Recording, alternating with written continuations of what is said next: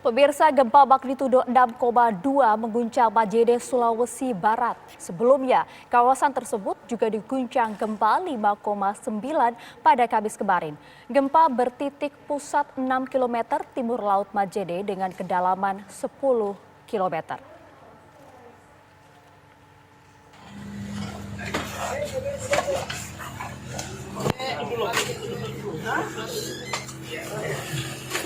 Tim Basarnas pemirsa terus melakukan evakuasi terhadap korban yang terdampak gempa berkekuatan 6,2 magnitudo yang kemudian mengguncang Mamuju, Sulawesi Barat.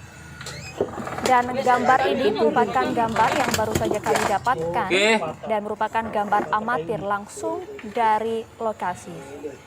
Basarnas sedang melakukan evakuasi korban yang tertimpa reruntuhan di sejumlah perumahan, kemudian hotel dan gedung yang terdampak. Bahkan terdata pemirsa ada beberapa bangunan rumah sakit yang juga rusak. Petugas berusaha mengeluarkan korban yang terjebak di antara reruntuhan bangunan.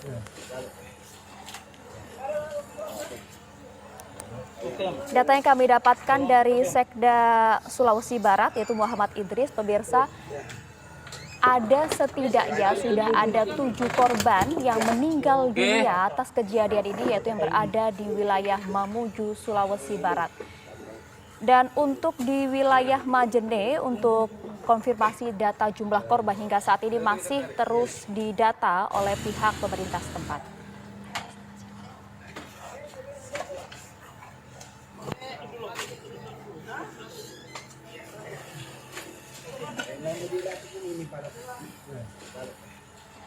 Pemirsa, kita akan mencoba mengupdate informasi mengenai gempa 6,2 magnitudo yang berada di Majene ini. Kita akan bergabung dengan rekan kita, sudah ada Rasman Abdurrahman di sana. Rasman, bisa Anda jelaskan untuk saat ini proses pencarian berfokus di titik mana saja, Rasman?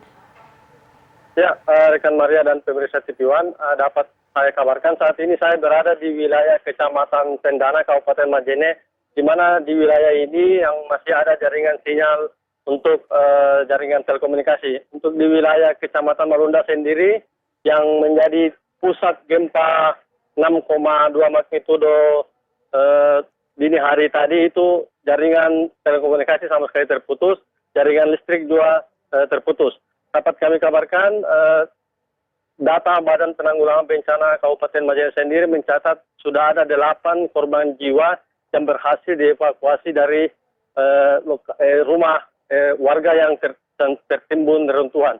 Untuk mengantisipasi hal-hal yang tidak diinginkan, tim dari Brigade Mobil Polda Sulawesi Barat mendirikan rumah sakit sementara di Kecamatan Marunda. Saat ini rumah sakit sementara tersebut sedang merawat puluhan warga yang tertimpa reruntuhan yang mengalami luka-luka.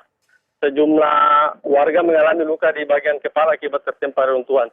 Di sekitar rumah sakit darurat tersebut juga ratusan warga Kecamatan Marunda yang ada di pesisir pantai mengungsi dan mendirikan tenda-tenda darurat sementara dan beralaskan tikar seadanya untuk lantaran khawatir adanya gempa susulan yang berkekuatan lebih besar. Selain itu rumah-rumah mereka juga beberapa di antaranya sudah tidak layak huni karena ambruk. Selain rumah-rumah warga, sejumlah fasilitas umum dari pantauan kami tadi juga ikut rusak, seperti sekolah, masjid, dan tempat ibadah. Demikian sementara, Maria. Iya, Rasman, tadi Anda sampaikan bahwa untuk akses telekomunikasi dan juga listrik sempat padam. Dan bagaimana untuk kondisi akses jalan di sana? Karena mengingat tentunya bantuan dan juga proses evakuasi akan dijalankan terus hingga hari ini. Rasman. Ya, untuk akses jalan menuju ibu kota provinsi Sulawesi Barat, Kabupaten Mamuju yang dampaknya lebih besar, hingga saat ini akses jalur darat tidak dapat dilalui kendaraan lantaran adanya 2 titik longsor yang cukup besar dan tidak dapat dilalui kendaraan roda 4. Pantauan kami tadi yang berusaha melalui jalan tersebut, ada puluhan kilometer kendaraan yang terpaksa terjebak di lokasi tersebut, lantaran sampai saat ini belum ada pantauan kami alat berat yang melakukan proses evakuasi material longsor di 2 titik tersebut. Kami tadi sempat berbincang dengan Bupati Kabupaten Majene dan menanyakan kenapa akses jalan belum dibuka dengan menggunakan alat berat. Ternyata alat berat yang ada di Kabupaten Majene digunakan untuk membuka akses jalan menuju sejumlah kecamatan yang juga terisolasi akibat tertimbun longsor. Sementara alat berat yang ada di Kabupaten Mamuju hampir semuanya digunakan untuk melakukan proses evakuasi di gedung-gedung yang ambruk dan masih ada warga di dalam yang harus segera diselamatkan. Demikian, Maria. Rasman, berarti bisa Anda jelaskan ini artinya memang untuk wilayah Mamuju sendiri atau Majene sendiri memang terisolasi penuh, tidak bisa ada akses jalan yang menuju ke sana, atau titik-titik mana saja kemudian yang terisolasi? Untuk wilayah Kabupaten Majene masih bisa ditempuh melalui jalur darat.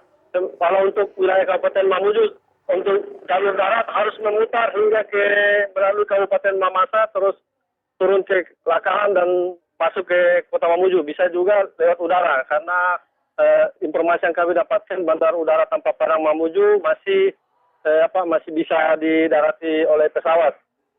Untuk di wilayah Majene sendiri barusan lewat tim Badan Penanggulangan Bencana untuk menyalurkan logistik bantuan di sejumlah titik lokasi pengungsian. Dari pantauan kami tadi ada sekitar 5 sampai 10 titik lokasi pengungsian yang didirikan secara swadaya oleh masyarakat.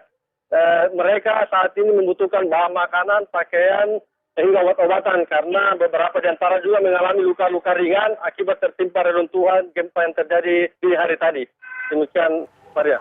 Rasman, tadi kami juga sempat menghubungi Kepala BMKG yang kemudian menyatakan ada beberapa prediksi dari hasil analisis dari pihak BMKG, yaitu di mana akan terjadi gempa susulan yang paling tidak dengan kekuatan magnitudo yang sama, bahkan lebih besar. Informasi apa yang Anda terima di sana dan juga upaya-upaya apa yang kemudian dilakukan oleh pihak tim gabungan evakuasi maupun pihak BPBD di sana? Ya. Aparat gabungan TNI, BPBD saat ini memang sedang melakukan sosialisasi kepada masyarakat agar untuk sementara mengungsi ke tempat-tempat terbuka. Dan saat ini juga tim Badan Penanggulangan Bencana sudah mulai mendirikan dapur-dapur umum untuk memenuhi kebutuhan masyarakat.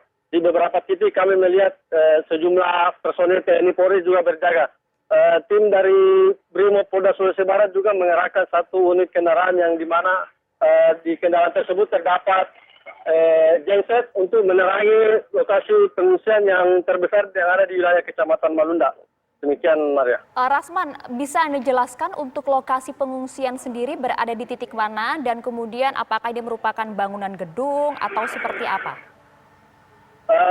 Dari pantauan kami tadi di wilayah Kabupaten Majene, warga memilih mengungsi di wilayah yang berada di ketinggian seperti di gedung olahraga, namun mereka di gedung olahraga tapi di luar, dia di pekarangan gedung olahraga yang agak jauh dari gedung. Untuk di wilayah Kecamatan Sendana juga kami melihat sepanjang jalan warga mendirikan tenda-tenda darurat di depan rumah masing-masing.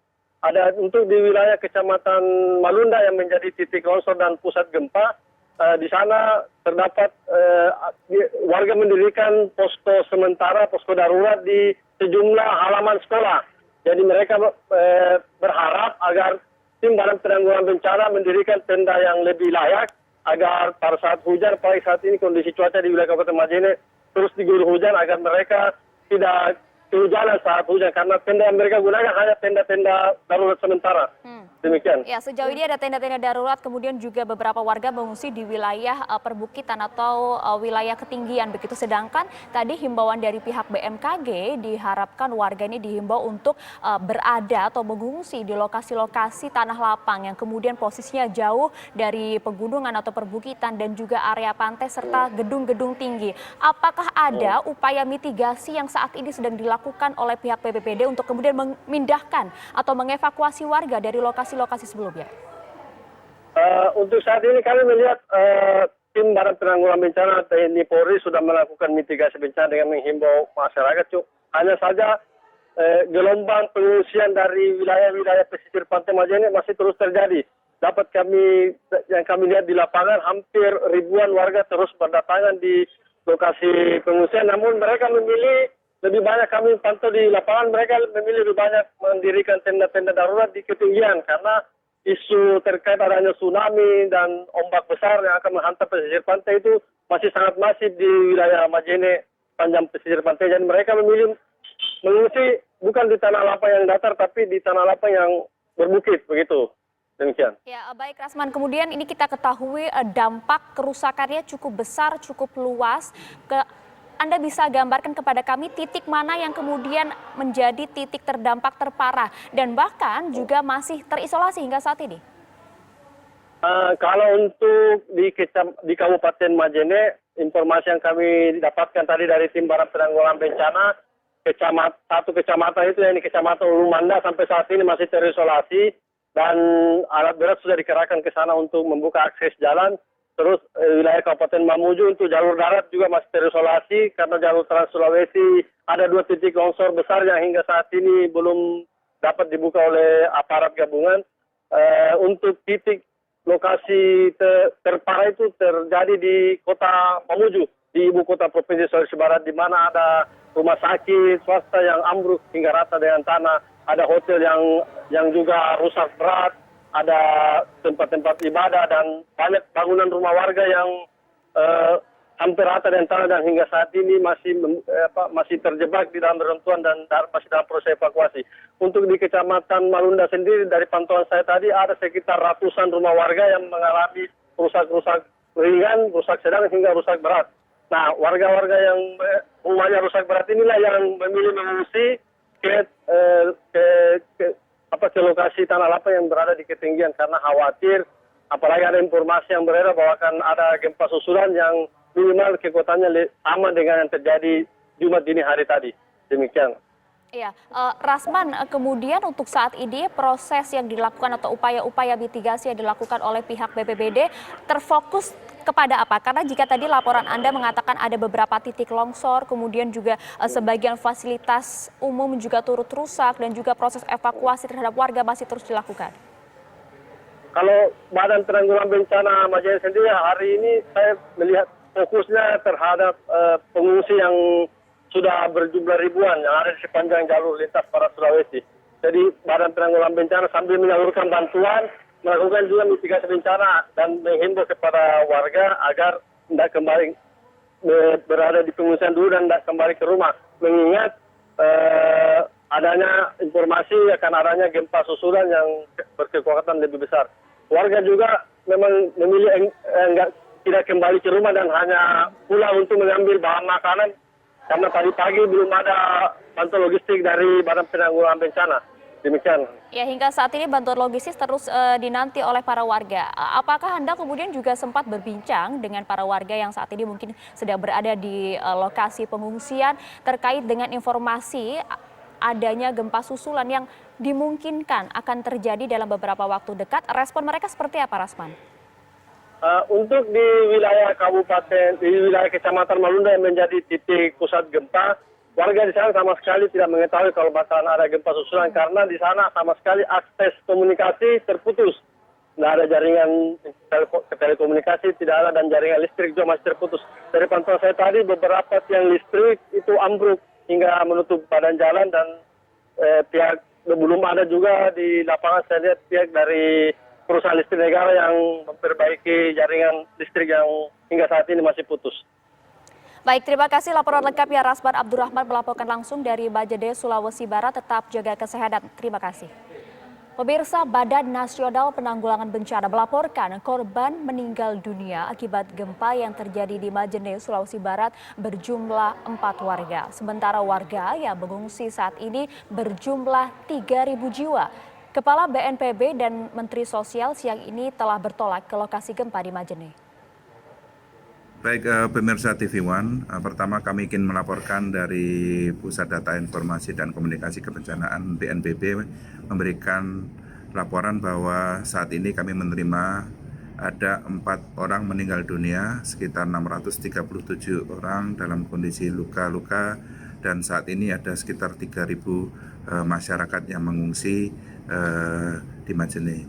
Untuk itu arahan Bapak Presiden menyampaikan bahwa Kepala BNPB dan Menteri Sosial agar segera ke lokasi, dan pagi hari ini Bapak Kepala BNPB bersama Ibu Menteri Sosial telah berangkat ke lokasi, dan ada beberapa hal yang harus terpenuhi yang saat ini adalah pertama kebutuhan logistik untuk para pengungsi, kemudian juga makanan siap saji, tenda, selimut, dan tentunya dalam masa era COVID ini dibutuhkan suatu mekanisme bagaimana tetap proses pengungsian tetap dilaksanakan sesuai dengan protokol kesehatan. Selain itu dalam hal evakuasi tentunya bersama Basarnas, TNI Polri bersama seluruh relawan dan unsur masyarakat telah melakukan upaya untuk melakukan penyelamatan korban jiwa, dan salah satu apa yang akan kita upayakan adalah mengajak tim SAR DOK untuk ke lokasi mencari korban, melakukan evakuasi lebih lanjut. Demikian laporan singkat dari BNPB dalam peristiwa gempa bumi di Majene pagi dini hari. Terima kasih. Pemirsa, Breaking News TV akan kembali usai jeda.